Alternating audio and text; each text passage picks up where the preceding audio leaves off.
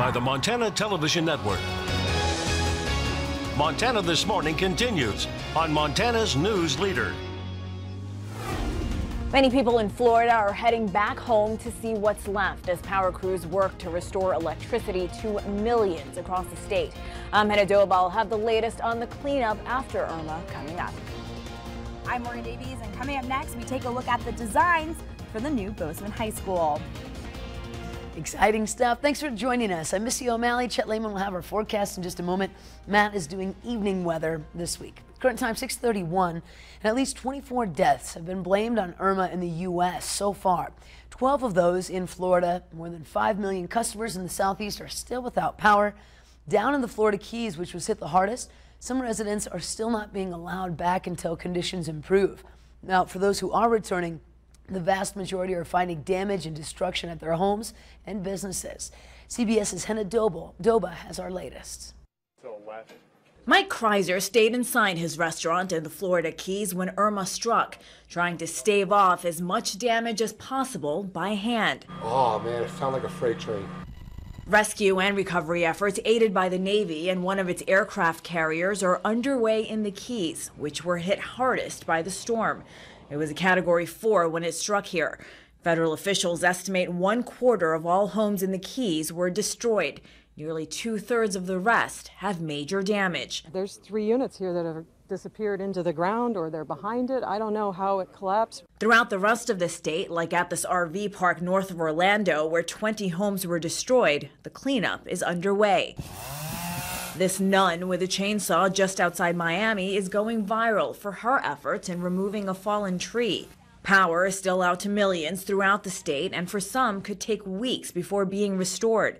Police in Marion County say at an intersection like this one, a man was killed because traffic lights are out. People are blowing through these intersections here, just like this Jeep here, not stopping. And residents around one of those cranes in Miami the storm left dangling had to be evacuated Tuesday night until crews could properly secure it. Hannah Doba, CBS News.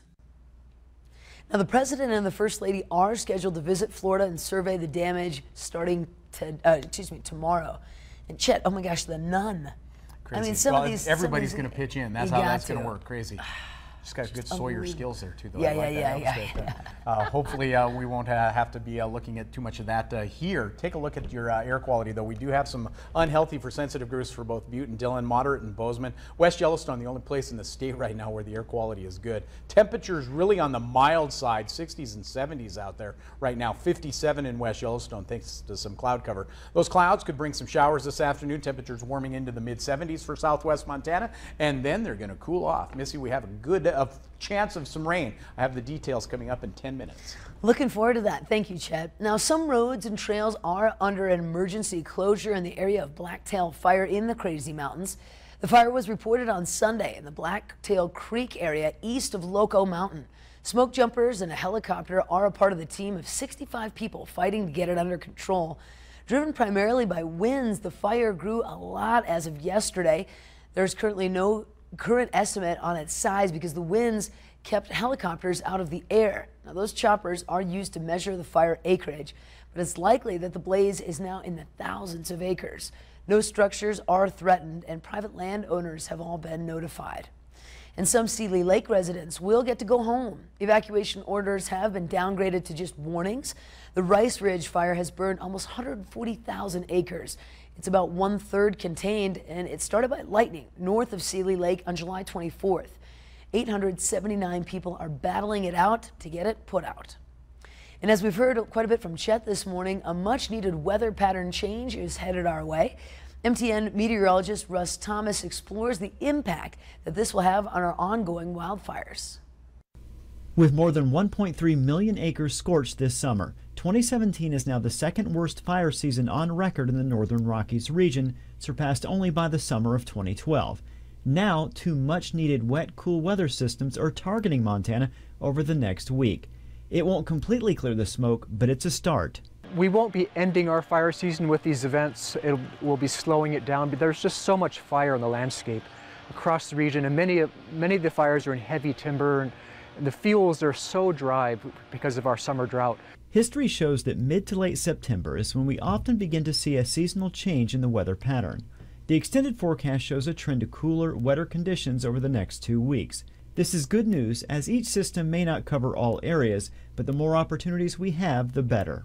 Unfortunately, the first system looks like it's going to miss out for northwest Montana and North Idaho, where we do have some very active fires. But the models are showing an even stronger, wetter system coming in directly from the west, and that will really help North Idaho and western Montana, northwest Montana particularly. The expected cooler temperatures are helpful, and the rainfall certainly very beneficial, but there is one extra factor that would trump it all. The second system next week, we could actually see widespread areas of snowpack developing into next week over the mountains throughout western Montana. More good news, the dry periods in between our rain events won't be as problematic as what we've had in recent weeks. The days will be so much cooler, the nights longer, and so our burning periods each day will be a lot shorter and less intense. A sure sign that the worst of the fire season is officially behind us. In Missoula, Russ Thomas, MTN News. Now, Richmond says that snow levels could be as low as 5,500 feet in some areas, with the system expected to move through early next week. Some good news there. And comedians from all over the state are coming to Bozeman to team up for a night of laughs, raising money to help Montanans and wildfire victims. It's September 22nd at Mixer's Saloon. A donation will be taken at the door, and 100% of the money goes to Montana State Fire Chiefs Association. They've assured that all the money will go to Montana firefighters and volunteer departments whose budget and resources have been stretched to the max. You can get all those showtimes on our websites. I love that. Some good laughs for a good cause. And all of our Montana television network stations across the state have partnered with the Montana Community Foundation to create the Montana Wildfire Relief Fund. In order to donate, you can hop on over to KXLF.com or KBZK.com/wildfirefund. Our MTN stations will match the first $50,000 in donations. Here's some encouraging news. Just hours into the campaign, we've raised almost $37,000. Yay! A couple of notable gifts I'd like to mention include $5,000 from Shopco Foundation, as well as an incredible $25,000 from the Montana Shirt Company. We've been receiving gifts from all over the state, let alone also the country as well. So not just here in Montana, people are looking out. So your money is going extra far if you donate now. Montana Wildfire Relief Fund. Thank you in advance.